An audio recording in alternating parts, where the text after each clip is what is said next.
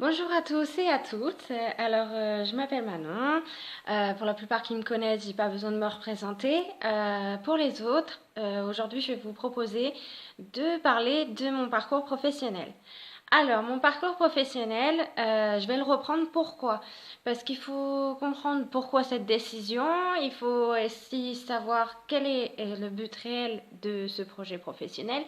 Et voilà. Du coup, moi, je vais vous expliquer rapidement. Donc, j'ai fait des études comme tout le monde, hein, des jeunes. Pas besoin de s'étaler sur le sujet, hein, ça reste du collège, hein. Euh, Ensuite, j'ai voulu faire un apprentissage dans l'esthétique. Mes profs n'étaient pas pour, tout le monde me mettait des bâtons dans les roues pour pouvoir faire ce métier. Moi, c'est vraiment ce que je voulais faire et au final, j'ai réussi à rentrer au CFA pour faire 4 ans d'études, donc 2 ans de CAP et 2 ans de brevet professionnel que j'ai acquis. J'ai eu les deux diplômes. À la suite de ça, j'ai voulu monter mon entreprise en m'associant avec une amie. Malheureusement, ça n'a pas pu se faire parce que il y avait pas les apports. C'est assez compliqué de monter une entreprise comme ça et on est tellement beaucoup sur le marché que ça en devient assez compliqué. Donc du coup, j'ai voulu trouver du travail. Le problème, c'est que bah il y a pas de travail, hein, faut se l'avouer. Moi, je voulais pas du tout travailler dans les grandes structures. Voilà, les grosses chaînes, c'est pas du tout mon délire. Voilà, je préfère être dans un petit cocon, voilà, être tranquille, à faire mon travail. J'avais pas trouvé ce qui me plaisait. Du coup, bah j'ai dû réfléchir à une autre voie. Et du coup, j'en ai parlé avec ma mère, puisque ma mère est assistante de vie depuis plus de 15 ans.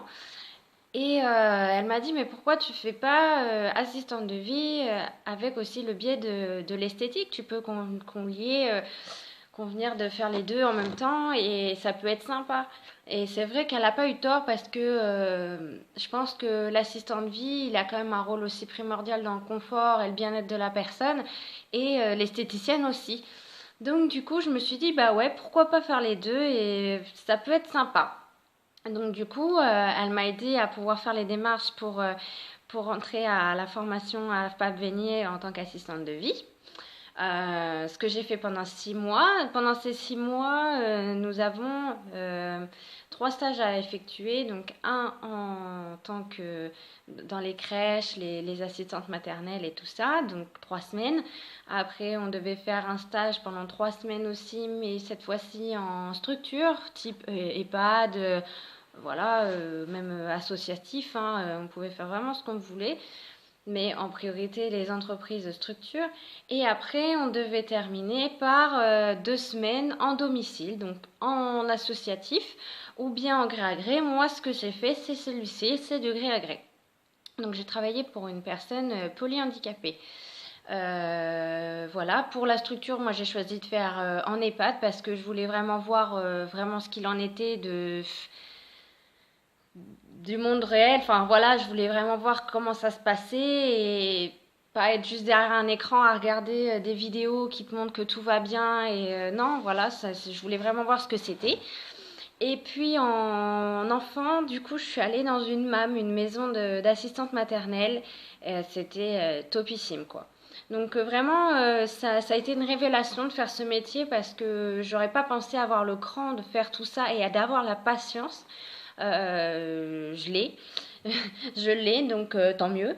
Et, euh, et du coup, je me retrouve aujourd'hui à faire des flyers, voilà, pour que je dois recevoir là d'ici peu des flyers pour pouvoir entre guillemets faire ma promotion à mon tour et pourquoi pas suivre le même chemin que ma maman qui est donc de en gré à gré et moi j'aimerais aussi effectivement le faire. Sur le flyer que je vous ai montré il n'y a pas longtemps, j'avais mis quelque chose, différentes choses que je fais. Voilà, ça représente pas forcément tout parce que dans ce métier-là, on a énormément de choses à mettre et à faire.